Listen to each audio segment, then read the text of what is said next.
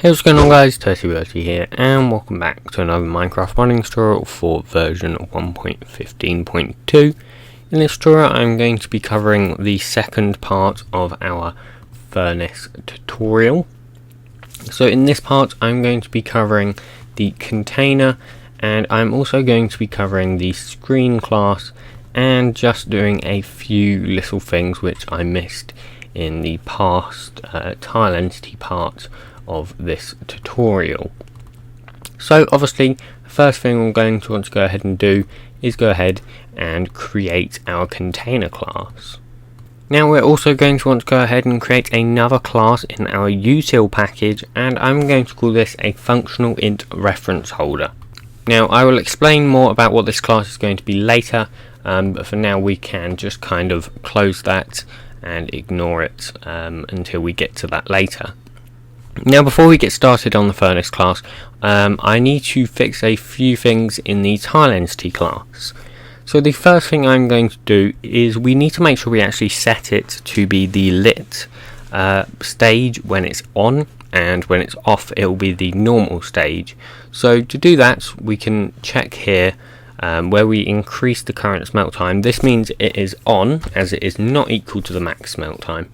So if this is the case, we will go ahead and do this .world .set block state, this .get pos, this .get block state .with. This will take in example furnace block .lit, and for the value that will just be true. And then we want the same thing in the else statement, but instead of true it will be false. Now here where we just mark dirty, we also want to call this .world .notify block update. That will take in this .pos, and then it will take in this .get block state twice. And then for the flag, that will be constant.block flags.block update. Now we can just go ahead and make sure this class is imported, and now we should be able to go ahead and close it. Now for our container, this is obviously just going to extend container. You do need to make sure this is net.minecraft.inventory.container and not java.awt, as that will be the wrong container.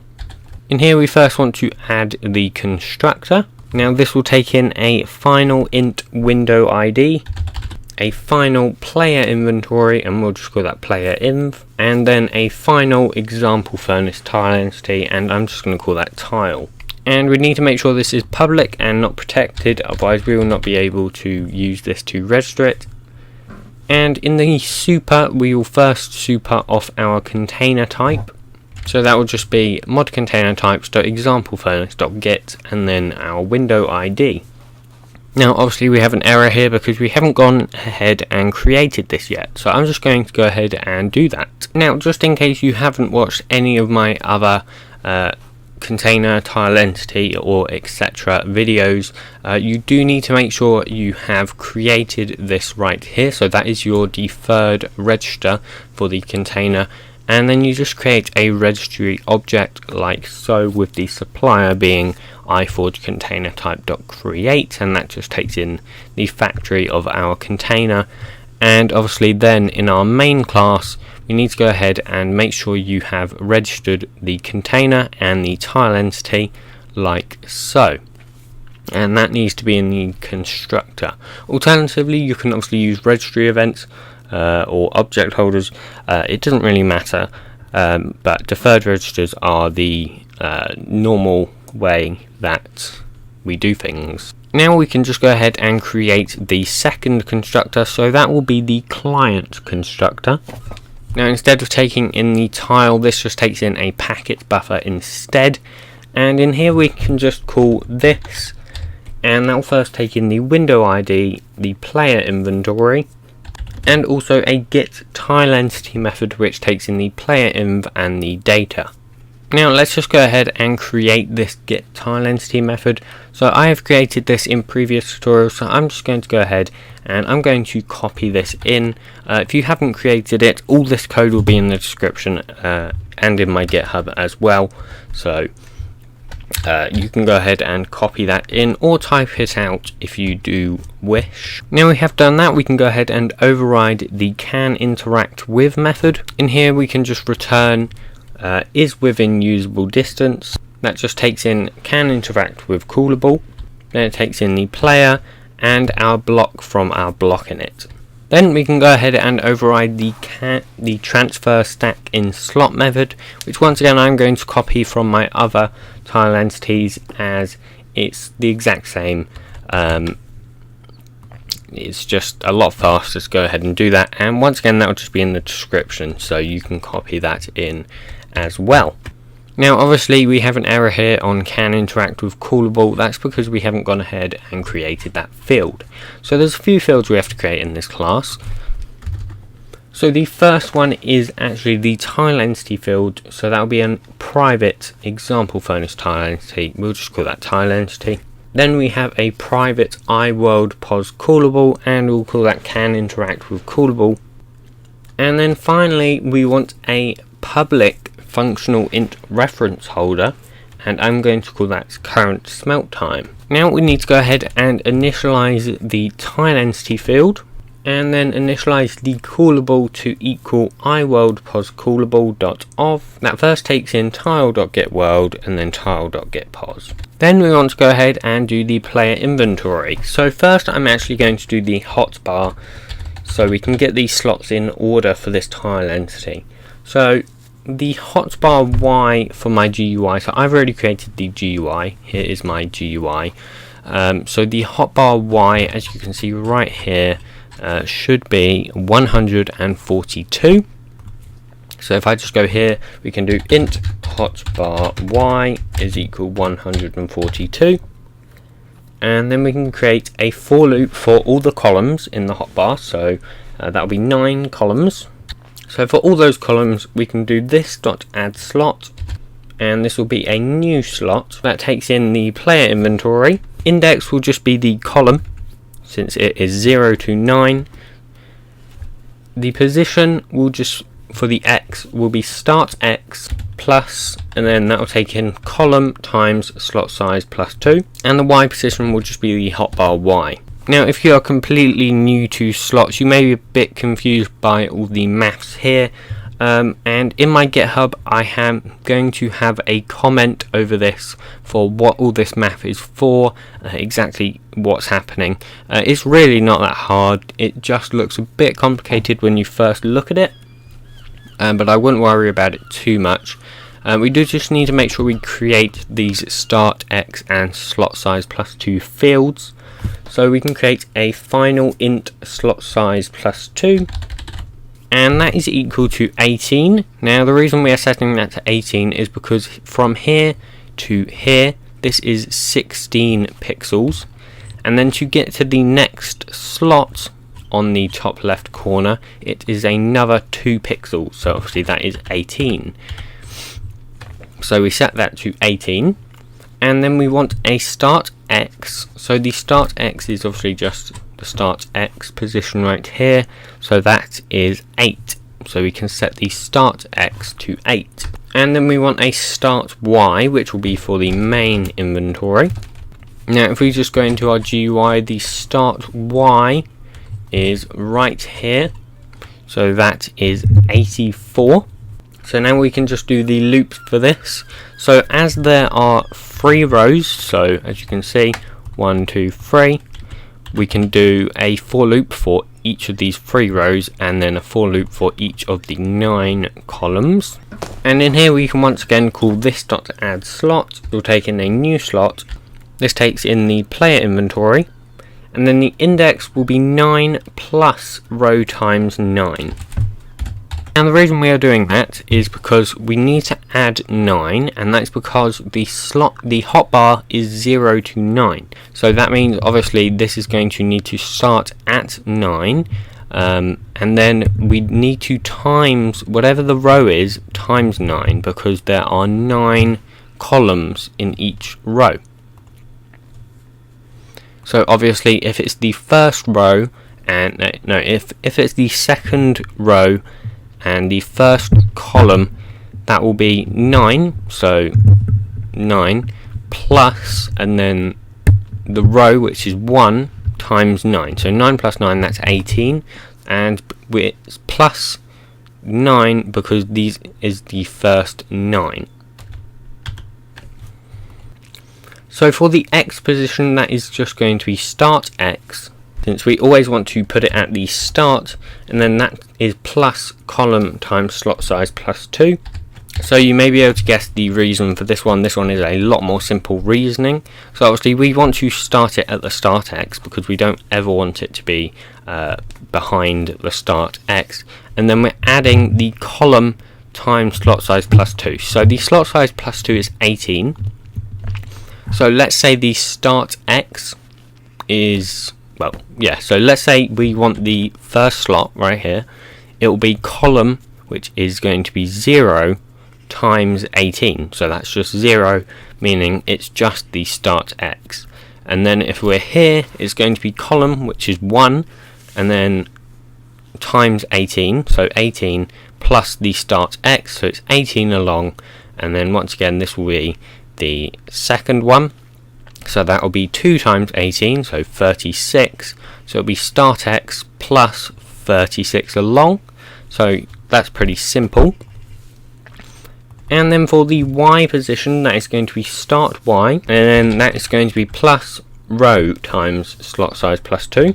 So once again, the reasoning for this is pretty much the exact same, however just for rows. So we have the start Y, which is going to be here, and then that is going to be plus the row. So let's say we're doing this slot right here, so that will be that will just be the start Y, so whatever that is 84 plus, so the row will be 0, so plus 0 times 18, so it will just be the start Y. Then let's say it is the first row, so this is row 1, this is row 0. So if it's the first row, it will be start Y, which is right here, plus, and then row, which is 1 times 18, so all the way down here to 18. So pretty simple stuff, and it's the same for this one, of course. So yeah, you'll get the hang of it eventually. I would say the index is possibly it's the hardest to explain part, but it is the simplest part, if we're being realistic. It just takes some time to get used to, and then you'll be away with it. So now we need to go ahead and add our slot. So I'm just going to manually add the 2 slots. There's no reason to go ahead and actually do any loops for them, because as you can see, the correlation between these 2 slots is not really anything, so we can't really loop anything. It just wouldn't be worth it. So we can just add these 2 slots manually. So let's first start with this slot right here. So we can do this dot add slot. Now instead of a new slot, we're going to need to use a new slot item handler. And the reason for this is because a new slot needs to take in an iInventory.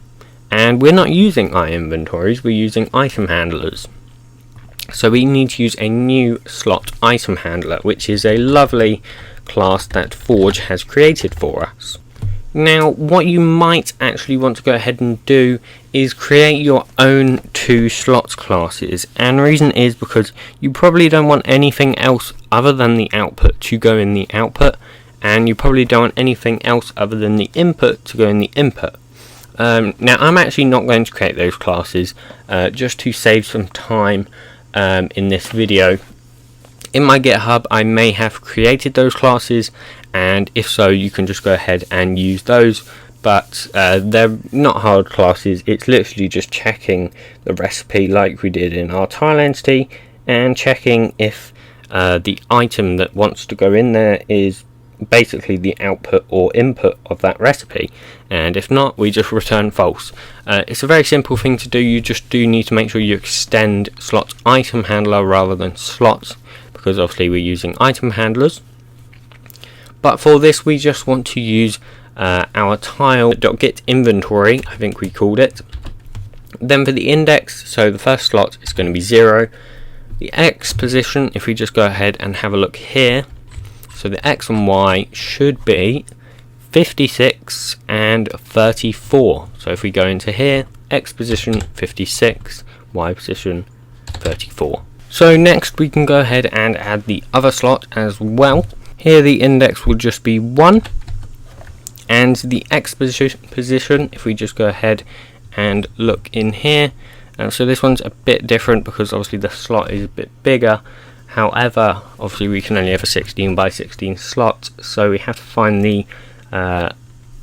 the correct top left. I've actually already wrote this down, I believe, so it's 116 on the X and 35 on the Y. I don't know if that's right, let's just check. 116, 35, yeah, that looks about right. So yeah, 116 on the X and 35 on the Y. Obviously, if you have a fuel slot or you have 2 inputs, you need to go ahead and add those slots as well.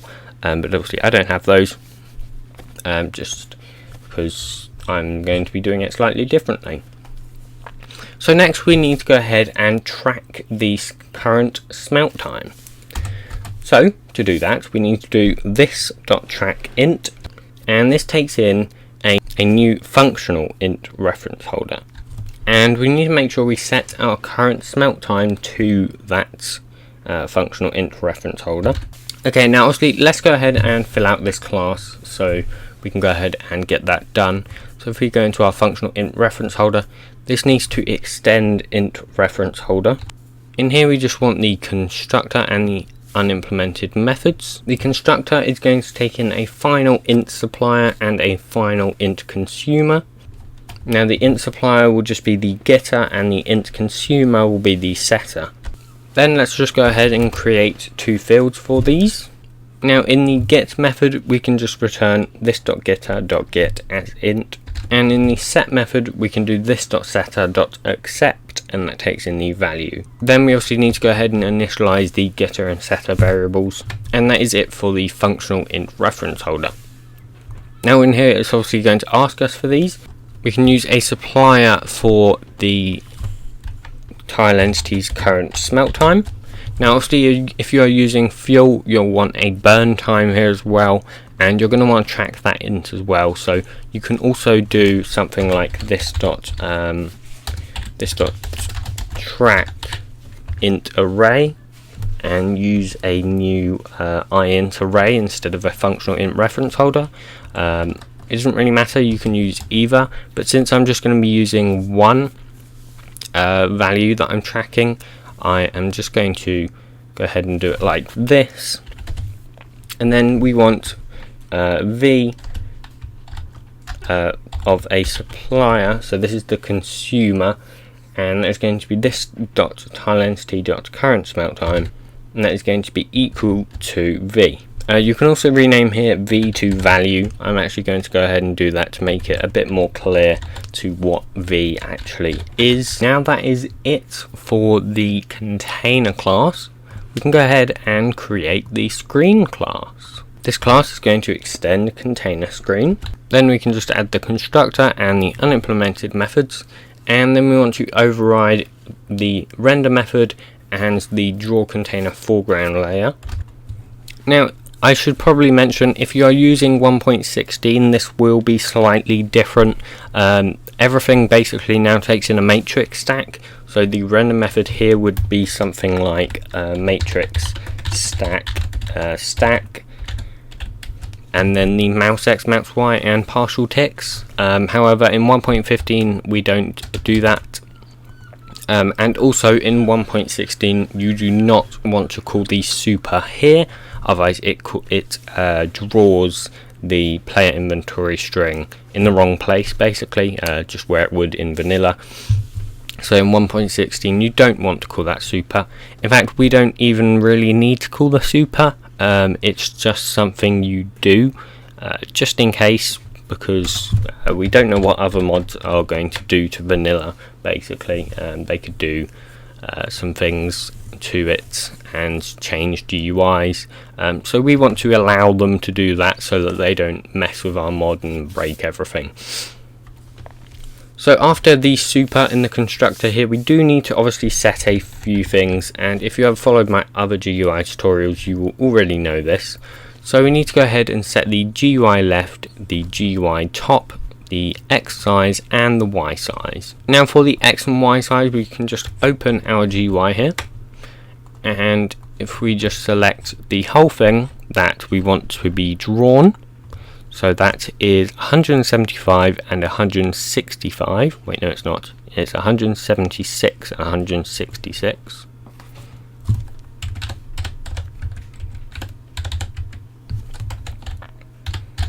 Now obviously you want to make sure you don't go ahead and draw that progress bar right here. You don't want to draw that normally. We only want to draw that on a special occasion that it is actually running. Otherwise, you know, it would be a bit weird to just have a progress bar on the side. So the first thing I'm going to go ahead and do is create the field for the texture. So this will be a private static final resource location, and I'm just going to call that texture, and that is a new resource location.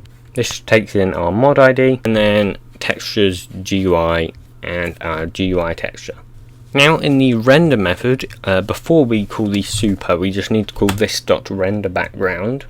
Now once again, if you're in 1.16, this isn't something you need to be calling because it doesn't exist.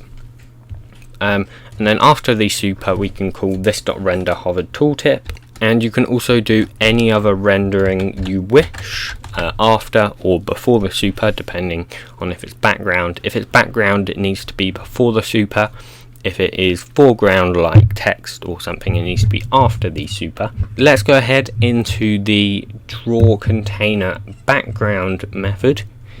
In here we first want to actually color it so it is basically the full color that we give it. So to do that, we can just use the render system from the Blaze 3D rendering thing they added in 1.15. So that is render system.color for F, and this just takes in 1.0 for all of the values. Now obviously if you wanted it to be slightly tinted a different color, you could go ahead and do that in here. You could just change that to like 0.9 or something. I don't know why you would want to do that, but you can, you have the option. And if you want transparency, obviously you can just change this one to like 0.5, but it's just better to do that in your texture rather than right here. And then you want to call this.minecraft.getTextureManager.bindTexture, and that takes in our texture. Then we want to call this.blit. Now as you can see, there are loads of different blit methods here, so I'm going to try and go through some of them with you and explain exactly what's happening. So blit basically is drawing one thing from one place to another, so it's transferring it to a different place on the screen. Now this blit method is the one we're going to be using right here. So this first takes in the xpos, so that's basically going to be this.gui left, then this.gui top, then it's going to be the texture x and the texture y, so that's going to be 0 and 0, then it's going to be the width and the height of the texture, so that's this.x size, this.y size, and then it is going to be the texture width and the texture height. So the texture width and the texture height, now my texture width and texture height is just 256 by 256. Now if you don't have a 256 by 256 texture, you will need to use this.blit. I don't know why it's not liking that actually. I think it might need to be example furnace screen.blit, like that. But I don't need to be specifying these because my texture is 256 by 256. If your texture is not 256 by 256, which is perfectly fine, then you just need to go ahead and add these two and specify the actual size that your texture is. So in that case, I can just actually use this.blit instead. I don't need to worry about it. Now we have done that, we can go ahead and look at the foreground layer. So this is basically everything that happens in front of these slots. So in here we just want to obviously draw the text for the names of the GUIs. To do that, we can just do this.font.drawString. This just takes in the text, which will be this.title.getFormatted_text. Then it will take in the X position and the Y position of these two. So if we just go into our GUI here, we can decide where we want these to be. Now I'm just going to use 8 by 8, I think. I'm not exactly sure where that's going to be. I'm just hoping it's going to be right. That might take a little bit of trial and error to get that to the right position that you want it to be. And then the color. Now Minecraft uses decimal colors, and it normally uses this decimal right here. Now to make that a bit simpler, I'm going to go ahead and load up this hexadecimal color page, and I'm going to put this in, and I'm going to actually use the hexadecimal value instead, so that will be 0x. And then we want to draw the player inventory string, and then that will just be this.playerinventory.getDisplayName.getFormatted_text.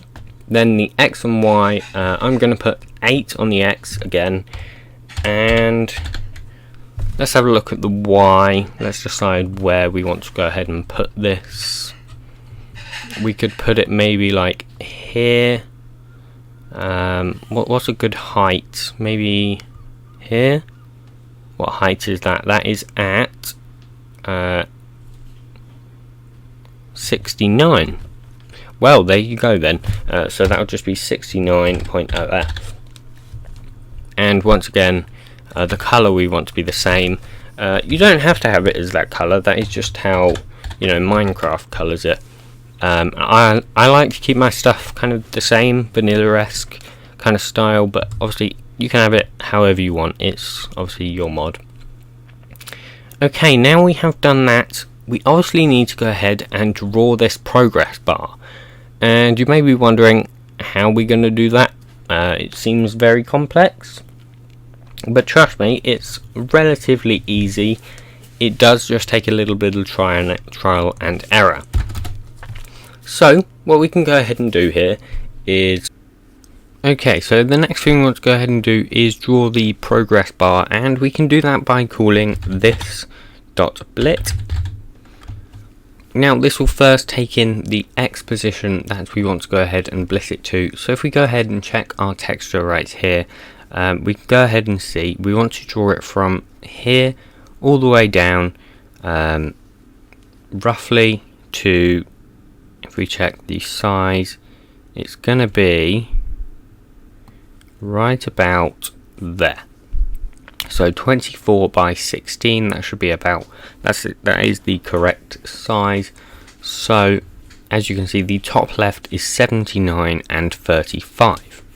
So if we go into here, we can do this.GUI left plus 79, and for the Y position we can do this.GUI top plus 35. Then we need to get the texture X and the texture Y. So obviously the Y we know is 0 because it's at the top of the texture, and if we just go ahead and check the X position right here, it is going to be 176. And then we have the width and the height. So for the width, we are going to, actually we're going to leave that for a second. For the height, we're going to put 16, as when we measured the size, it was 24 by 16, as you can see down here, 24 by 16.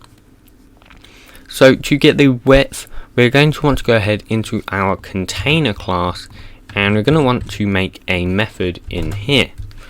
Now this is a client only method, so it needs the annotation at only in, and that takes in dist.client, and this will be a public int, and we will call that get smelt progression scaled.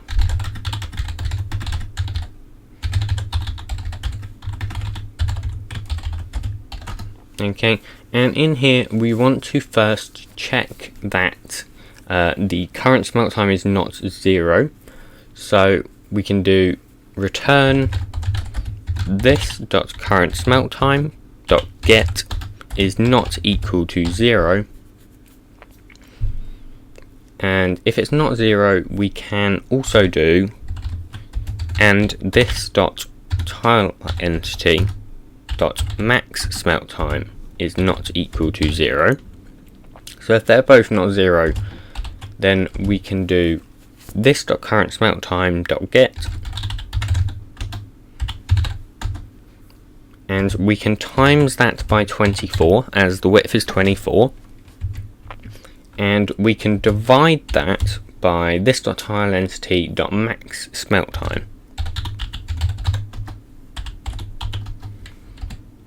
And else we will just want to put 0. So let's just go ahead and explain this math really quickly. So we need to check that the current smelt time is not 0, and the reason for that is obviously if it's 0 we just can return 0, and we also need to check that the max smelt time is not 0, since if the max smelt time is 0 there won't be any progression, so we just set that to 0. Now if both of those are true, we get the current smelt time, we times it by the width, so that is 24, and then we divide it by the max, so that will basically give us a number between 1 and 24. So basically, okay, let's give an example here. So if it is the first little bar right here, so that will be 1. If the current smelt time is, let's say the current smelt time is 10, okay, 10 times 24 is going to be 240, and then we are dividing that by the max smelt time, which we set to 100. So that will be 240 divided by 100, meaning it will be 10 in. That's not 10, that's 10 right there. So I hope you understand that, but then we can go into our screen class and obviously just call that, so this dot container dot get smelt progression scaled, and that is it. Now we have done that, we can go into our client event bus subscriber, and we can go ahead and register the screen factory, and to do that it's just screen manager.register factory, and that'll be our mod container type.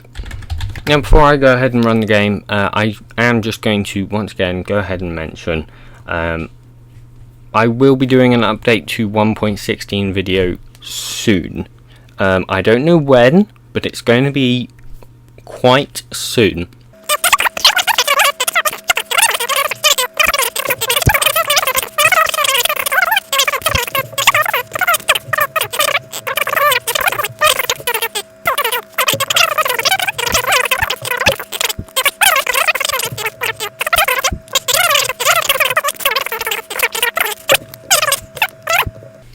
Okay guys, one little thing I messed up here is the index for the player inventory. This needs to add a column like that, otherwise it's a bit broken. As you can see right now, if I just go ahead and grab ourselves a redstone block and grab our block, it does some very strange stuff, so be prepared for wacky cursed stuff.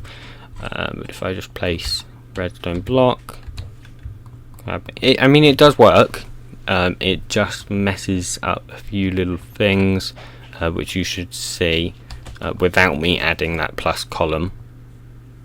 It puts it right there as a start, which is interesting, and then it gets the never start. I might be in debug mode, so actually that works.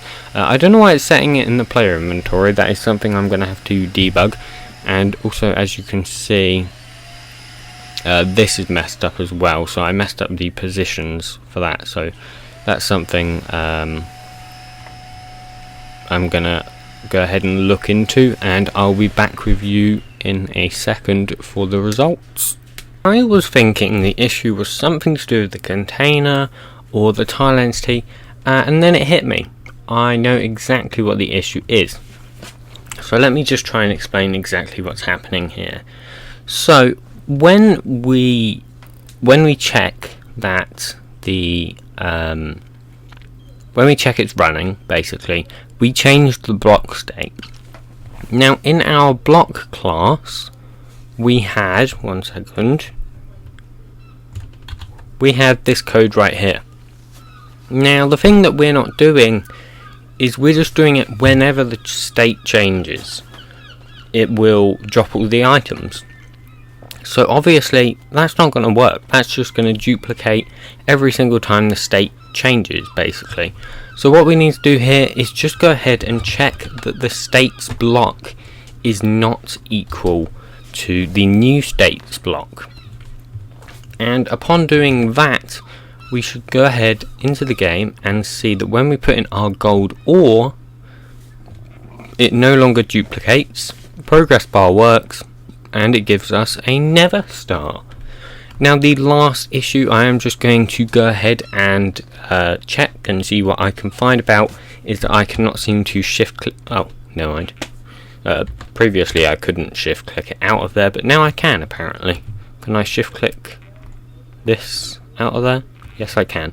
Let's check that this progress saves, and it also hopefully will save the items as well. Let's just quit the game. Quit the world. We don't need to quit the game for it to save. You just quit the world, go back in. Hopefully it should have saved both the progress and the item. Yes, obviously if you want to reset the progress instead of saving the progress when there's no item in there, obviously you can do that, but I think it's just easier to keep it to save the progress. There's no reason not to.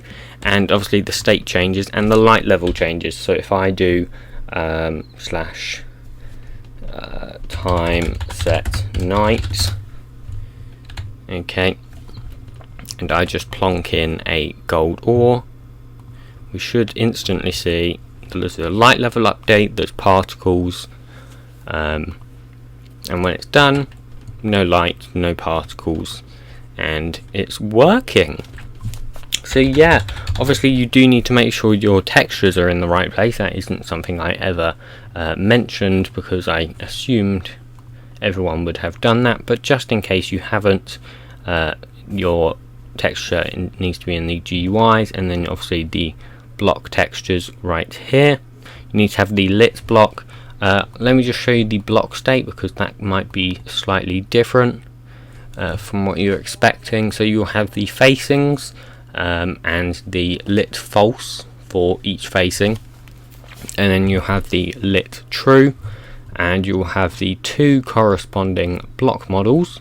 So you have the lit furnace and we have the normal furnace.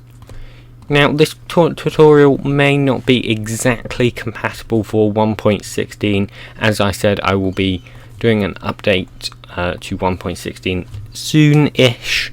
No time guarantee on when. But yeah. So if you guys did enjoy this tutorial, please do be sure to smash your face into that like button and subscribe. If you really enjoyed, please do be sure to share it. And yeah, I will see you guys in the next video. Goodbye. You promised my son that you are going to give him free Robux.